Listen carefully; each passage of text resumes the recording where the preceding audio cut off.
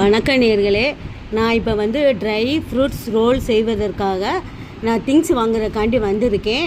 இந்த கடை வந்து எங்கே இருக்குன்னா, மதுரை ஐயர் பங்களா ரிலையன்ஸ் பக்கத்தில் இருக்குது. நம்ம செய்ய போகிற ஸ்வீட்டுக்கு தேவையான அனைத்து பொருள்களும் இந்த கடையில் கிடைக்கும். இப்போ நான் அந்த பொருளை வாங்கிட்டு வந்து நம்ம ஸ்வீட் செய்வோம். பொருள் வந்து பேர்ச்சம்பழம் வந்து 150 கிராம் எடுத்திருக்கேன்.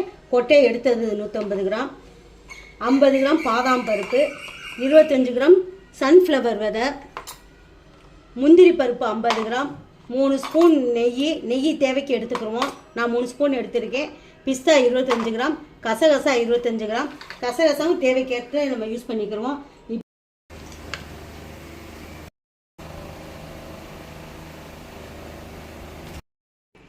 முந்திரி பருப்பு, பாதாம் பருப்பு, பிஸ்தா பருப்பு எல்லாத்தையும் இந்த இப்படி நுணுக்கி வச்சுருக்கேன்.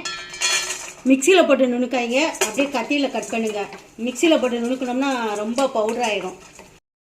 முந்திரி பருப்பை போட்டிருக்கேன். அடுத்து வந்து பிஸ்தா பருப்பு இந்த அப்படி 2 3 கட் பண்ணிக்கோங்க. அடுத்து பாதாம் பருப்பு ட்ரையாக வறுக்கணும். ட்ரான்ஸ்ஃபர் பண்ணிக்கிறோம்.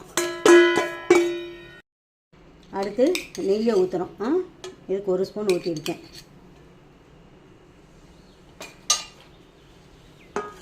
நெய் காஞ்சோன்னா அரைச்சி வச்ச பேர்ச்சம்பழம் பேஸ்ட்டை போடுறோம்.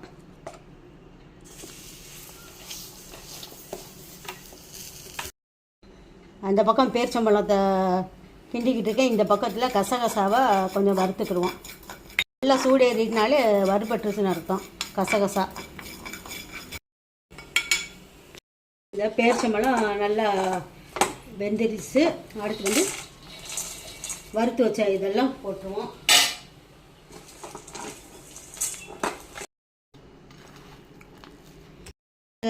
வறுத்த கசகசாவை இப்படி தூவிக்கிறோம். பிளேட்டில் தூவிக்கிட்டு இந்த ரோல் எடுத்து இப்படியே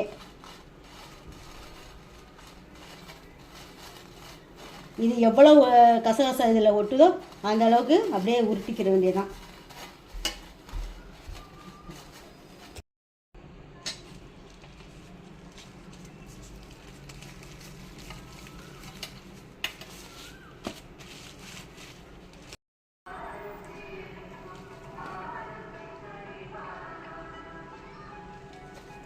ட்ரை ஃப்ரூட் ரோல் ரெடி ஆயிடுச்சு.